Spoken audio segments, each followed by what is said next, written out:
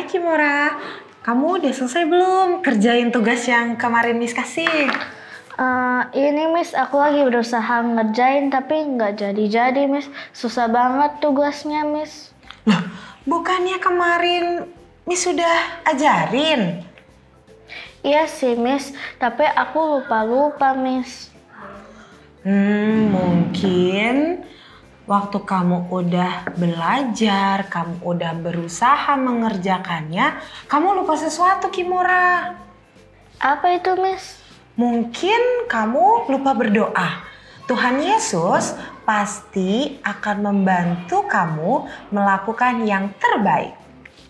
Iya juga sih Miss, aku lupa berdoa. Terima kasih ya Miss sudah mengingatkan aku. Nah, sama-sama Kimora. Nah, dalam pelajaran hari ini kita akan melihat bagaimana Tuhan beserta dengan umatnya yang bergantung kepadanya di Mesbah Cilik.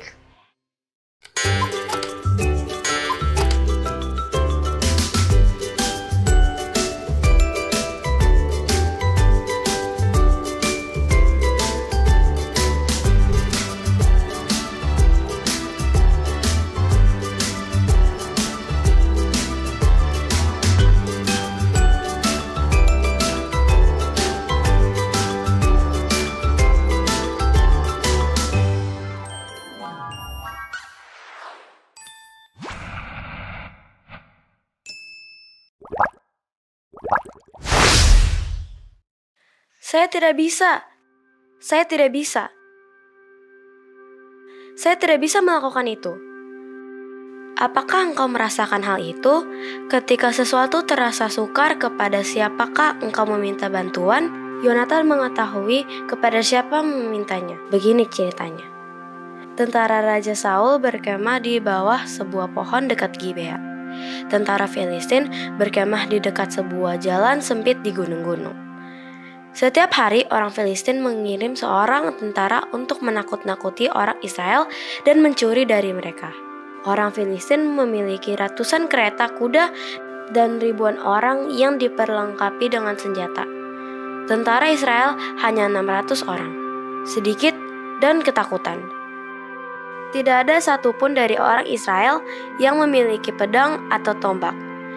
Hanya Saul dan Yonatan yang memilikinya. Tentara-tentara Ibrani memiliki garpu rumput dan martil sebagai senjata. Engkau tidak akan mungkin dapat memenangkan peperangan hanya dengan alat-alat pertanian. Karena itulah, maka banyak tentara Israel yang ketakutan, sehingga mereka sembunyi di gua-gua di belakang batu karang. Tetapi Yonatan anak Raja Saul tidaklah demikian. Hanya dia sendiri yang berpikir bahwa Allah pasti akan memenangkan pertempuran itu. Satu hari, Yonatan berbisik kepada seseorang yang membawa tamengnya. Mari ikut aku. Orang itu mengetahui bahwa Yonatan memiliki satu rencana yang tersembunyi. Dia segera berpakaian dan mengikuti Yonatan keluar perkemahan. Tidak ada seorang pun yang mendengar mereka pergi. Kita akan tiba di daerah Filistin jika kita mengambil jalan melewati gunung-gunung. Yonatan menjelaskan, Allah akan membantu kita melewati para penjaga dan memberikan kepada kita kemenangan. Tidak ada yang dapat menghentikan Allah dan memberikan kemenangan kepada kita. Engkau yang menunjukkan jalannya, kata pembawa senjata itu. Saya akan berada tepat di belakangmu. Mari kita pergi, kata Yonatan. Sambil mulai berjalan, ketika mereka melihat kita, jika mereka berkata kepada kita untuk menunggu mereka turun, kita akan tunggu. Tetapi jika mereka berkata, marilah ke sini untuk mendapatkan kami, kita akan mengetahui inilah tandanya bahwa Allah akan memberikan kemenangan kepada kita. Setelah pendakian yang sukar dan lambat, Yonatan dan pembawa senjata itu tiba di tempat itu. Dengan pasti mereka melangkah ke depan, sehingga para penjaga Filistin dapat melihat mereka. Lihat, salah seorang penjaga itu berseru.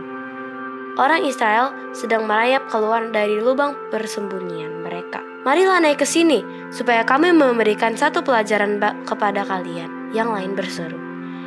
Itulah tanda bagi kita, Yonatan berbisik. Allah telah memberikan mereka ke tangan kita. Jadi mereka berdua mulai mendaki karang yang curam itu. Ketika mereka tiba di atas, Yonatan melangkah ke depan. Pembawa senjata tepat berada di belakangnya. 20 tentara penjaga Filistin tiba-tiba menyerang dalam jarak dekat.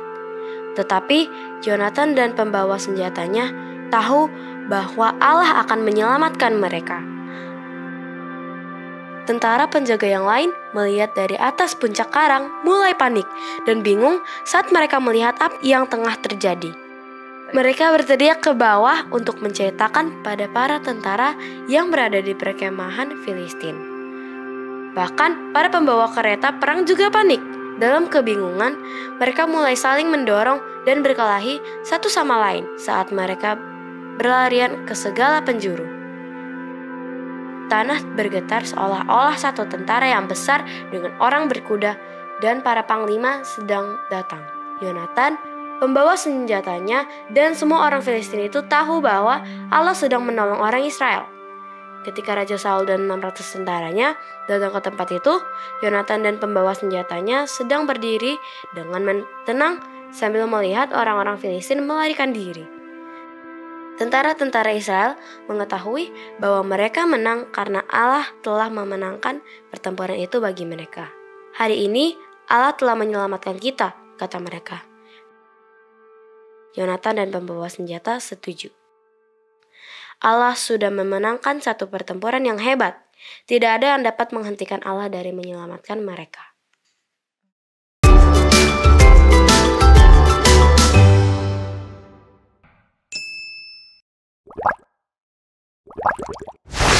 Hai, kembali lagi dalam Aksi Cilik bersama Miss Esther dan Kimora. Oke, Kim.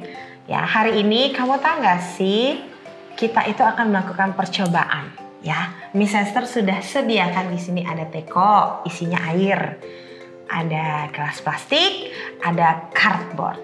Nah, Hari ini kita mau membuat apa, Miss? Miss mau tanya nih, kamu pernah nggak sih merasa takut dalam kehidupan ini?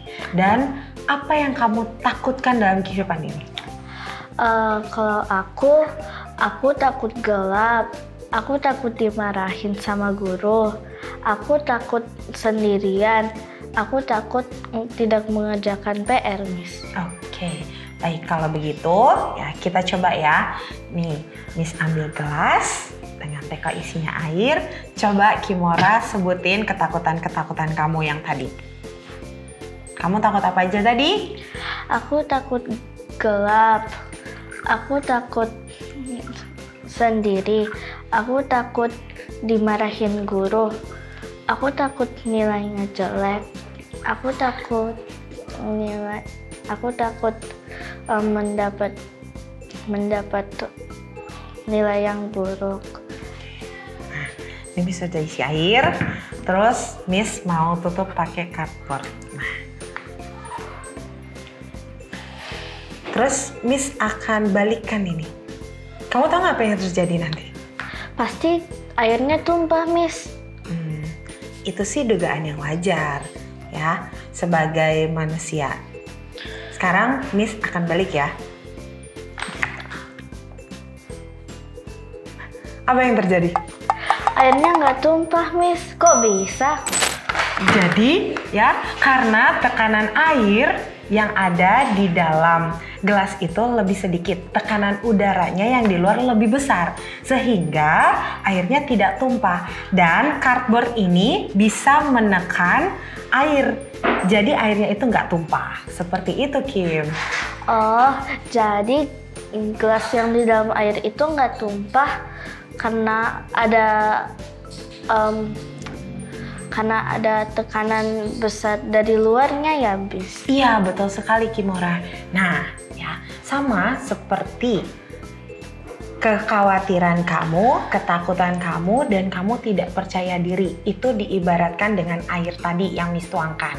Lalu, cardboard yang tadi itu diibaratkan sebagai Roh Kudus, ya, yang menahan air itu tidak tumpah, mengingatkan kamu kalau kamu itu harus berani Ya, dengan pertolongan Roh Kudus, Tuhan akan menyertai kamu melewati masalah-masalah kamu, tantangan besar yang kamu hadapi. Jadi meskipun air di dalamnya gelas tidak tumpah karena cupboardnya. Nah, jadi meskipun hidup kita dalam kacau, Tuhan masih menyertai kita ya, Miss? Iya, betul sekali Kimora. Nah, Miss Esther mau kasih satu ayat yang bisa menguatkan kita. Mari kita lihat nih, 2 Timotius 1 ayat 7. Sebab Allah memberikan kepada kita bukan roh ketakutan, melainkan roh yang membangkitkan kekuatan, kasih, dan ketertiban. Jadi dengan pertolongan Roh Kudus, ya, kita bisa menghadapi segala ketakutan dengan berani. Percayalah, Tuhan pasti menyertai kita. Amin, Miss.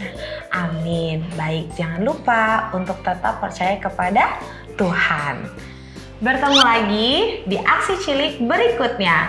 Bye-bye.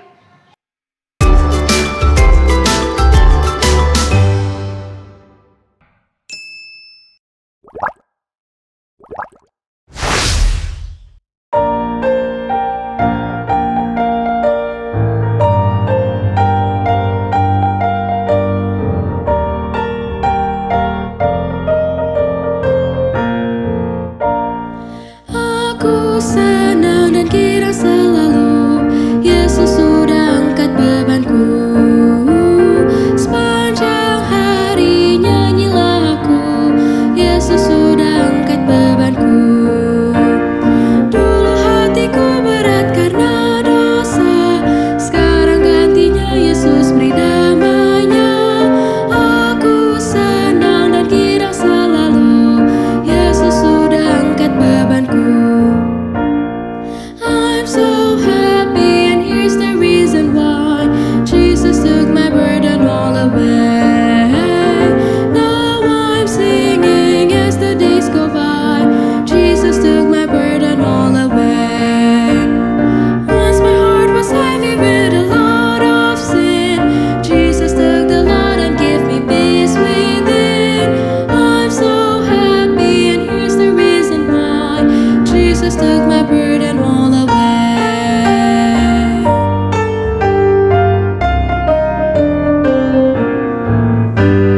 Aku senang dan kira selalu Yesus sudah angkat bebanku. Sepanjang hari nyanyilah aku, Yesus sudah angkat bebanku. Dulu hatiku berat karena dosa, sekarang gantinya Yesus beri damainya. Aku senang dan kira selalu Yesus sudah angkat bebanku. Yesus sudah angkat bebanku.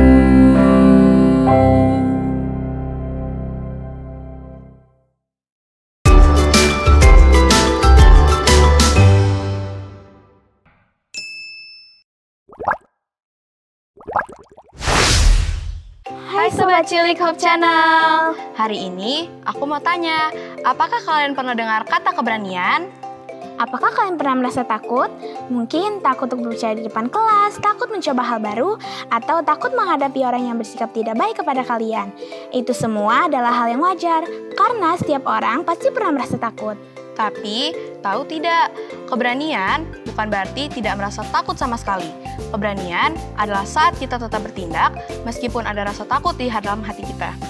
Nah, berikut ada beberapa tips untuk menjadi anak-anak yang berani dalam kehidupan sehari-hari. Yang pertama, beranilah untuk mencoba hal baru. Misalnya, kalau kalian biasanya tidak berani bicara di depan umum, cobalah mulai dengan hal kecil, seperti membaca puisi di kelas. Mulailah sedikit demi sedikit, dan kalian akan melihat bahwa kalian bisa melakukannya. 2. Beranilah mengakui kesalahan. Kalau kalian melakukan sesuatu yang salah, jangan takut meminta maaf. Mengakui kesalahan itu tanda keberanian, bukan kelemahan. Yang ketiga, beranilah untuk membela kebenaran. Jika kalian melihat ada teman yang diperlakukan tidak adil, berdirilah di sisi mereka. Berbicara kebenaran, meskipun sulit, adalah hal yang mulia. 4. beranilah menghadapi tantangan dengan doa. Saat merasa takut, berdoalah kepada Tuhan. Ingat, kalian tidak sendirian. Tuhan selalu mendengar dan memberikan kekuatan kepada kalian.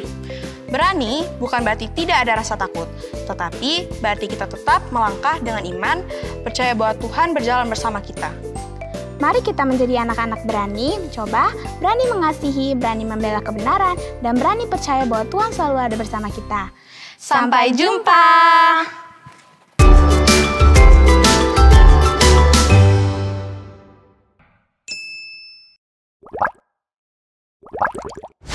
Hello everyone, welcome back to Wise Word with me, Mem Dewi. Today we are going to talk a very important word, courage. Can you say it with me? The word courage is spelled C-O-U-R-A-G-E.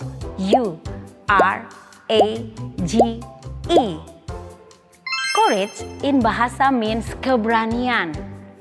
Courage comes from the Latin word cor, which means heart. It's about being brave even when you feel afraid. It doesn't mean you don't have fear. It means you choose to face your fear and take action despite it. Let me explain this with a simple definition. Courage is the ability to do something difficult or scary because it is the right thing to do.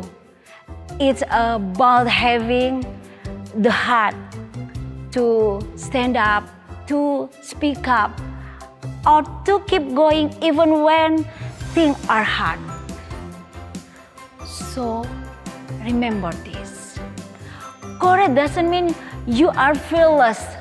It means you feel the fear, but you still take the step forward. Each one of you has courage.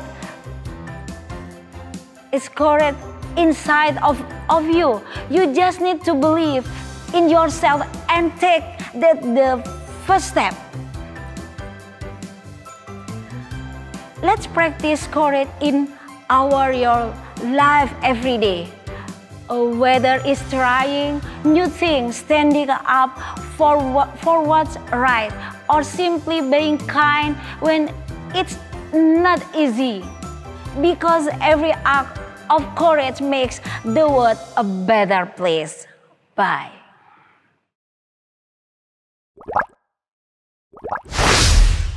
Bapak Ibu yang terkasih, sebagai orang tua, kita pasti menginginkan hal yang terbaik untuk anak-anak kita. Tapi, pernahkah kita berpikir bahwa kita bisa memberikan hadiah yang terbaik, yang terbesar untuk anak-anak kita dengan keberanian? Keberanian bukan hanya menghadapi tantangan, tetapi keberanian untuk melakukan yang baik ketika itu sulit. Kisah Jonathan dalam 1 Samuel 14 memberikan suatu pelajaran yang sangat berharga, di mana dia bersama hambanya memutuskan untuk melawan tentara Filistin yang jumlahnya jauh lebih besar. Mereka hanya berdua, tapi mereka memiliki keberanian yang sangat luar biasa karena mereka percaya kepada Tuhan. Jonathan berkata, tidak sukar bagi Tuhan untuk memberikan kemenangan, baik dengan yang banyak orang maupun dengan sedikit orang. Bapak, Ibu, anak-anak belajar dari apa yang mereka lihat di rumah. Jika kita menunjukkan keberanian dalam kehidupan kita untuk meminta maaf, keberanian untuk melakukan yang benar, keberanian untuk memegang teguh iman, maka anak-anak juga akan melakukan hal yang sama. Mari kita menjadi teladan kepada anak-anak kita seperti Jonathan yang percaya bahwa Tuhan adalah sumber kekuatan dan keberanian. Bersama-sama kita bisa membesarkan anak-anak yang dipercayakan kepada kita dengan berani untuk menghadapi hidup dengan iman, kasih, dan keyakinan yang kuat kepada Tuhan. Tuhan Yesus memberkati.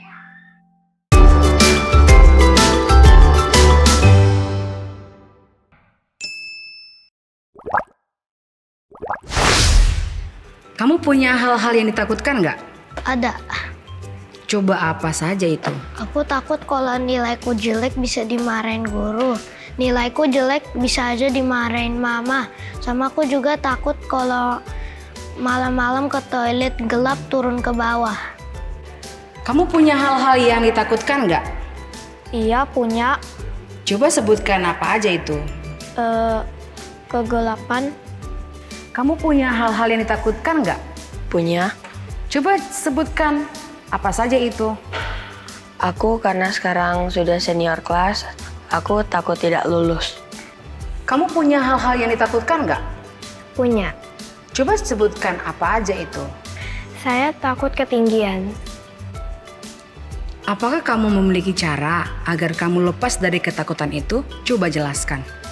Caranya berdoa. Setelah berdoa, nanti coba berani sedikit, nanti Tuhan percaya bahwa Tuhan akan kasih hikmat. Dia percaya, kita juga harus percaya bahwa Tuhan akan menjawab doa kita supaya berani. Iya, berdoa kepada Tuhan biar berani. Cara saya adalah banyak berdoa kepada Tuhan dan banyak rajin belajar. Saya berdoa dan meminta kepada Tuhan agar saya dapat tidak takut pada ketinggian lagi, dan saya meminta orang tua saya untuk mengantarkan saya ke tempat yang tinggi.